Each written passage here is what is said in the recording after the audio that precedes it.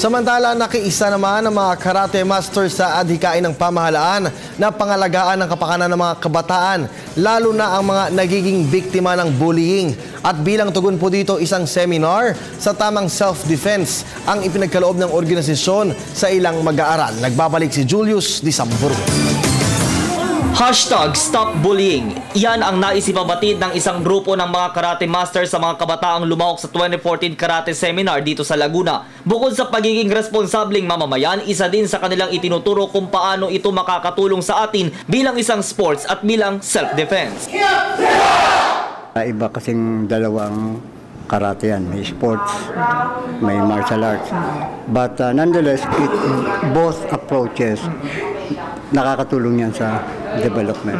Magkaiba lang na martial arts is self-defense, directed talaga o fighting. Yung sport is part of growing, while martial arts is for life.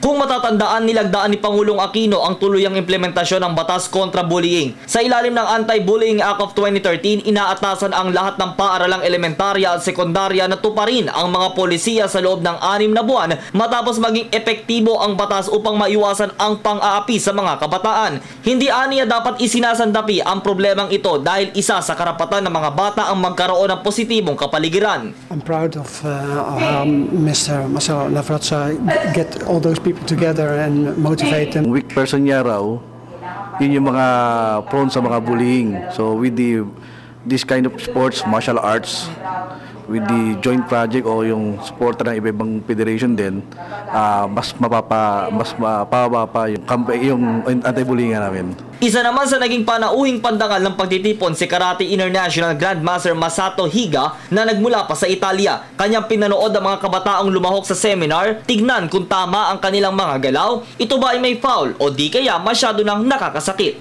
But more important is our philosophy is do a big family in all the world. My father, my big master, always said that is why I try to diffuse this philosophy in all the world.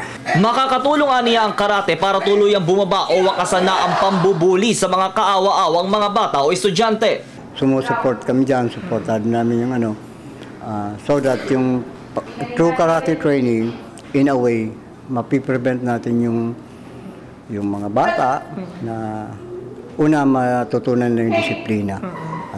And then, ma-realize nila kung ano yung violence. Nagpakitang gilas naman sa amin ang mga batang ito kung paano ang kanilang mga karate moves.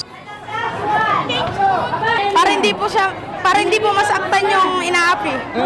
Self-defense po. Self-defense. Ikaw. Self-defense din po. Self-defense. Magaling ka ba? Paano yung mga moves mo? Ganito po. Oh, tapos? Punch. Okay. Ikaw. Self-defense. Dito.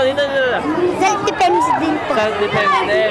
Nakikisa din naman ang mga kabataang ito mula sa Boy Scouts of the Philippines sa pangangalaga sa karapatan ng mga nakababata sa kanila. Binibigyan namin ng prinsipyo ang mga bata. 3 prinsipyo. Duty to God, duty to self, duty to others. Saka laging handa. Boy Scouts of the Philippines!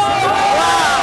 Kaya babala sa mga mahilig mangutya, tigilan nyo na yan dahil pag ang nakatapat nyo ay magaling magkarate, baka ikaw naman ang mayari. Para sa Telebisyon ng Bayan, Julius Disamburu, Santa Rosa City, lalawigan ng Laguna.